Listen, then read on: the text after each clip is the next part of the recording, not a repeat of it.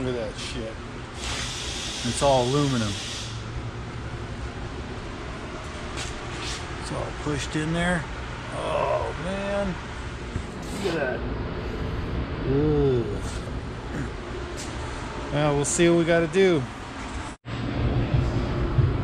Ooh, yeah. Ooh.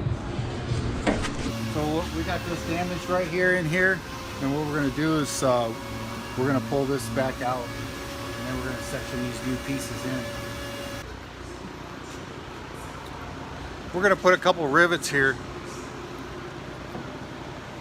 so we can install this panel and get this thing all done. Go ahead, Brandon.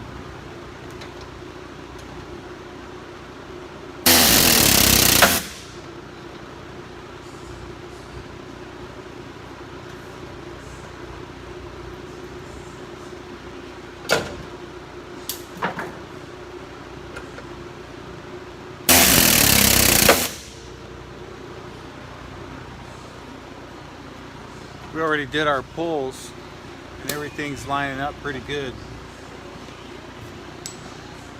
We just got to put that outer piece on.